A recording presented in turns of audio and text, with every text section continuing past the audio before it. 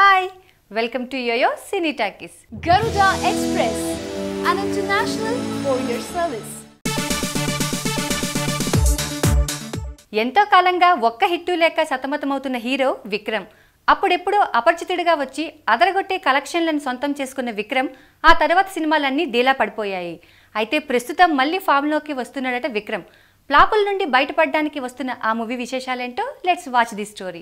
అపరిచితుడు తర్వాత సరైన సక్సెస్ లేక అల్లాడుతున్నాడు విక్రమ్. నికార్సైన హిట్ కోసం దశాబ్దం నుంచి అతడి పోరాటం కొనసాగుతుంది.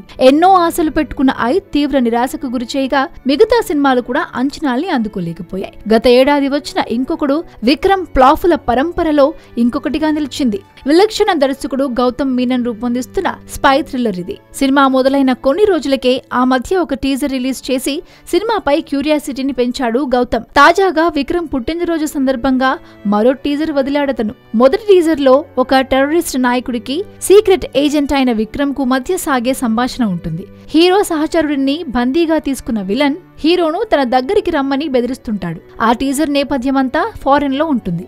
విలన్ ని అమీతుమీ తేల్చుకోవడానికి హీరో ఫారెన్ నుంచి బయలుదేరబోతున్నట్లు చూపిస్తారు ఆ టీజర్ లో. ఆ టీజర్ ఎక్కడ ఆగిందో అక్కడి నుంచి రెండో టీజర్ మొదలైంది. హీరో ఢిల్లీలో అడుగుపెట్టే క్రమంలో విలన్ తో సాగించే సంభాషణను ఇందులో చూపించారు. తొలి టీజర్ లో మాదిరే స్టైలిష్ లుక్ తో అదరగొట్టేశాడు విక్రమ్. అతడి స్క్రీన్ ప్రెజెన్స్ వావ్ అనిపిస్తుంది. టీజర్ లో అడుగడుగునా గౌతమ్ ముద్ర స్పష్టంగా కనిపిస్తుంది. గౌతమ్ ఆస్థాన సంగీత దర్శకుడు హరీష్ జయరాజ్ ఈ చిత్రానికి సంగీతాన్ని అందిస్తుండగా పెళ్లి చూపులు ఫేమ్ రీతు వర్మతో పాటు మరో తెలుగు అమ్మాయి ఐశ్వర్య రాజేష్ ఇందులో కథానాయకులుగా నటిస్తున్నారు. ఆగస్టులో ఈ చిత్రం ప్రేక్షకుల ముందుకొచ్చి అదరగొట్టబోతుందన్నమాట. హాయ్ యోయో వ్యూవర్స్, సబ్స్క్రైబ్ చేసేటప్పుడు అక్కడ ఉండే గంట సింబల్ ను ప్రెస్ చేయడం మర్చిపోవద్దు.